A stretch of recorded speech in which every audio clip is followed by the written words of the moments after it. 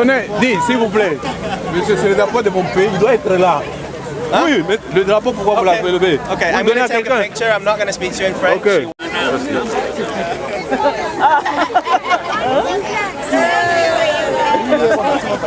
Non, non, on a When are you coming from? Monsieur Michi, bonjour. Bonjour, Cheikh Fita. Hier, vous étiez à l'ouverture des journées des droits de l'homme avec les jeunes. Et il y a eu un discours qui vous a fait sauter de votre chaise, comme vous étiez témoin oculaire. Est-ce que vous pouvez nous relater ce qui s'est passé? Oui, justement, Cheikh Fita. Donc, ce pour lequel nous battons, c'est-à-dire à savoir notre identité d'abord, nous, Congolais, et puis toute notre souveraineté, le fait d'être Congolais en tout et pour tout. Donc, il s'est avéré que lors de l'ouverture du sommet de 11e conférence de Human Rights, donc conférence de l'année, on avait invité tout le monde, tous les jeunes du monde entier. Et il s'est avéré que pour le Congo démocratique, il y a eu un jeune qui est là, mais qui d'apparence, c'est quelqu'un d'apparence rwandaise. Donc on s'est dit, bon ben peut-être il n'y a rien dedans, on va écouter. Et le jeune homme s'est mis debout pour faire son discours. Et qu'est-ce qu'il dit dans son discours? Le premier mot, il dit, je suis ici en tant que peuple minoritaire de la République démocratique du Congo. Et mon peuple à moi est tellement persécuté à l'heure où je vous parle, donc puisque la conférence était basée sur le droit de l'homme, et mon peuple est tellement maltraité, persécuté, de telle sorte à cause de ce que vous me voyez de ma morphologie, de ce que nous sommes et tout cela. Et Cheikh Fita, vous entendez très bien que je ne peux pas tolérer, je ne peux pas accepter cela. Voilà comment j'ai créé l'incident dans cette fameuse réunion. Et bref, quelle heure qu'avez-vous dit, soit au jeune homme, soit aux organisateurs? D'abord, comme il y a eu cet incident, on est sorti, oui. J'ai commencé à parler aux organisateurs pour leur faire valoir, parce que le jeune homme a précisé, on a demandé, il a dit qu'il est de la tribu de Banyamulenge. J'ai dit chose qui est fausse. Chez nous, il n'y a pas de Banyamulenge. Et puis en plus, tous les tribus de chez nous sont minoritaires. Et il n'y a pas de persécution des tribus chez nous au Congo. Donc on persécute par contre les Congolais par les gens qui sont venus nous envahir, c'est-à-dire les Rwandais, hein, les Ougandais, les Burundais, les Tanzaniens, tous ces gens-là qui sont venus depuis avec toutes ces conglomérations de l'AFDEL qui sont là, ce sont tous ces gens-là aidant par la puissance extérieure, et ce sont eux qui créent des désolations, de massacres et toutes ces choses au Congo. Donc voilà, et j'ai interpellé le jeune homme, comme il portait déjà la bannière du Congo. À mon principe, cette chose, avant que la réunion puisse continuer, j'avais exigé qu'on puisse l'enlever. C'est là parce qu'il n'est pas congolais, il n'avait pas le droit de parler du Congo tant que nous-mêmes, propres Congolais, nous étions là. Donc, chose qui a été faite, voilà un peu. Le garçon s'appelle Kunda Ragama. Donc, vous comprendrez déjà par la résonance seulement du nom, je n'ai pas à vous expliquer. Et donc, et ça a permis, donc tout cela en conclusion, qu'est-ce qu'il faut dire? Au fait, c'est-à-dire que nos jeunes à nous doivent s'intéresser réellement aux choses du pays. Ce n'est pas pour rien, nous faisons des conférences, nous alertons, tout cela. Il ne suffit pas seulement de s'asseoir, d'aller là pour chanter, danser et faire ces choses ici. Or, c'est là où les décisions, où les choses, le message passe, c'est dans des concerts, dans de grandes concerts, dans de grandes conférences internationaux, comme nous venons de vivre là. C'est là que le message passe. Il faudra que nos jeunes se réveillent, debout Congolais, l'hymne national. Donc c'est là, il est grand temps aujourd'hui. Et puis il ne suffit pas seulement de vous réveiller, mais de connaître aussi l'histoire de votre pays, savoir qui tu es réellement. Donc voilà un peu ce qui s'est passé. Et puis la conférence a continué. Aujourd'hui encore, j'étais là. Et toi, tu étais aussi témoin. Donc tu as vu, je me suis réjoui parce que le Congo, depuis ces jours-là, a été représenté par une autre personne. Aujourd'hui déjà, nous sommes là et ça nous fait déjà du bien. Et puis le jour suivant, donc nous allons continuer. Et puis nous continuons toujours à faire ce qu'on est en train de faire. Ok, donc, papa. Et ça se terminera demain dimanche. Bonjour madame. Bonjour. Il y a plein de jeunes du monde entier. Pour quelqu'un qui ne sait pas ce qui se passe aujourd'hui, qu'est-ce que vous pouvez lui dire? Alors voilà, je voudrais vous expliquer que là c'est le 11e sommet international d'une association qui s'appelle les Jeunes pour les droits de l'homme. Donc comme son nom l'indique, en fait on s'adresse aux jeunes et on parle des droits de l'homme et notre but c'est d'éduquer les jeunes à propos des droits de l'homme. Donc en fait ce que vous voyez ici c'est une délégation de jeunes qui s'occupent d'enseigner les droits de l'homme dans leur pays. Il y a environ une trentaine de pays qui sont représentés, je n'ai pas le compte exact, donc ils viennent de tout le monde entier. Chacun de ces jeunes a fait des activités comme des concerts, des enseignements dans les écoles, des flash mobs, tout un tas d'activités très relatives aux jeunes, avec beaucoup d'ambiance et d'artistes, pour promouvoir les droits de l'homme, en faire un sujet vraiment important mais pas non plus trop sérieux. Okay. Il y avait un sujet bien précis pour cette édition de 2014 à Bruxelles?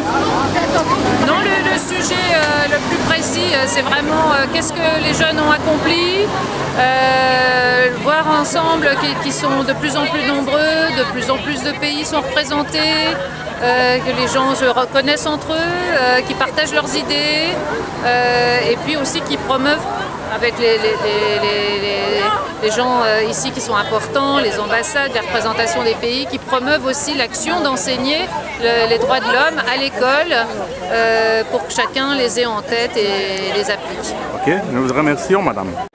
Monsieur Malou, bonjour. Bonjour. Est-ce que vous pouvez nous dire quelle organisation vous représentez et d'où elle vient et ce que vous avez comme objectif à cette rencontre?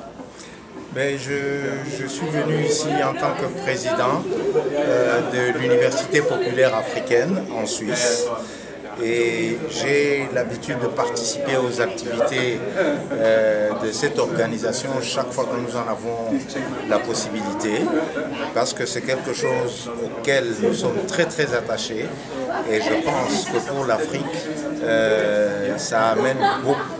Ça amène beaucoup puisque le combat pour les droits de l'homme est un combat fondamental. Et en quelques mots, parlez un peu de votre université.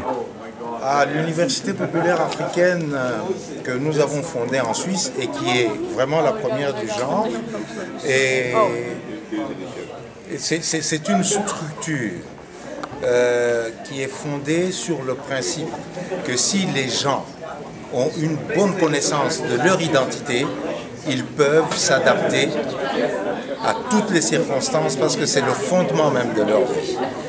Et nous avons constaté que beaucoup de jeunes, surtout ceux qui naissent à l'étranger, ont perdu tout sens de leur identité.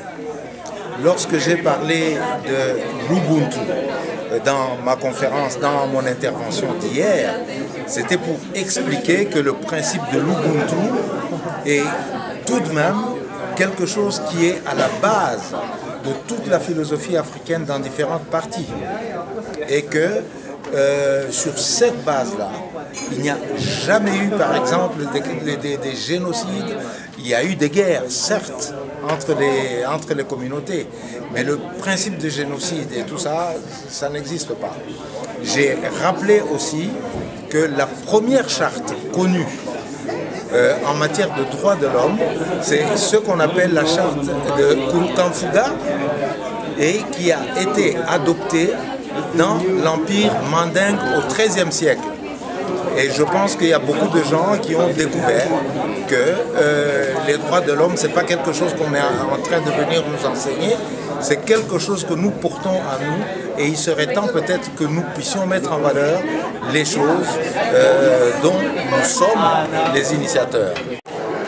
Monsieur Malou, vous êtes parmi les Congolais qui sont ici dans cette assemblée.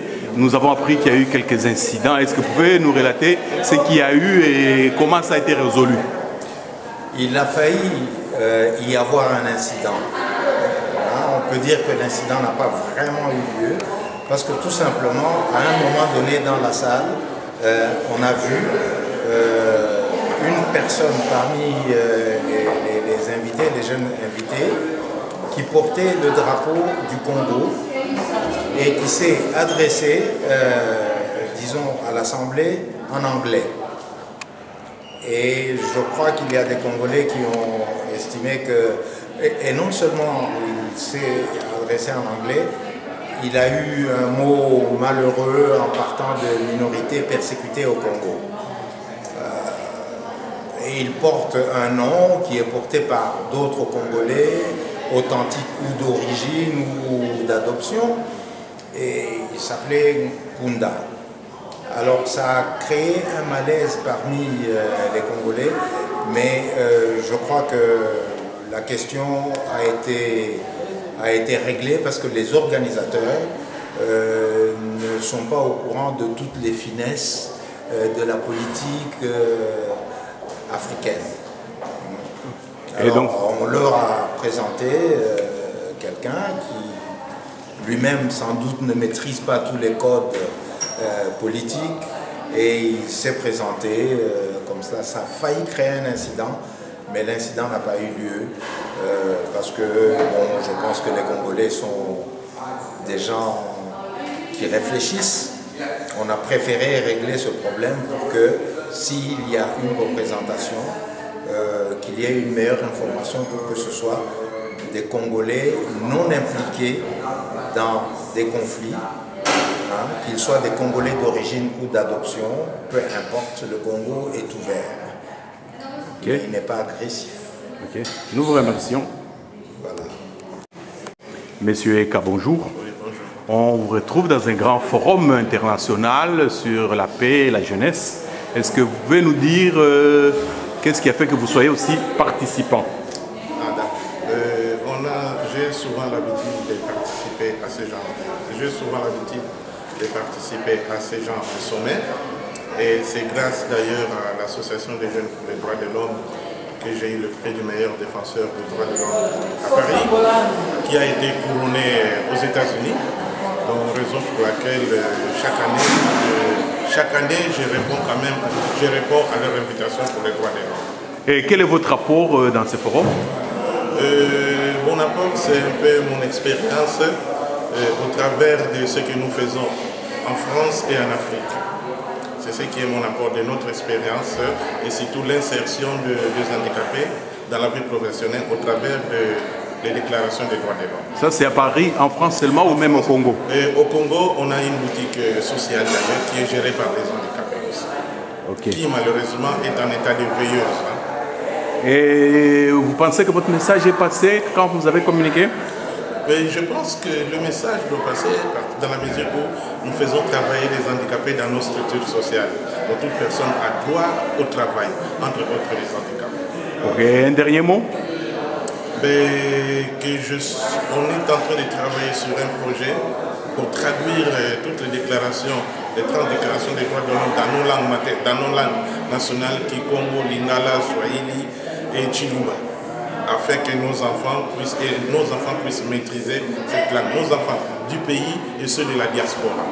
Ok, Monsieur Yeka, nous vous remercions. Merci. Madame Moulongo, bonjour. Bonjour. Est-ce que nous pouvons connaître les raisons qui vous ont permis d'arriver à ce forum? Déjà, je vous remercie pour votre accueil. Je suis venue à ce forum justement pour relancer le dialogue interreligieux. Je suis invitée en tant que pasteur femme, mais aussi en tant que présidente de l'association Action des femmes africaines solidaires qui a son siège à Paris, dans les Hauts-de-Seine, à Nanterre, dans les 92. Et pouvez-vous parler un peu en une minute de ce que vous faites quotidiennement?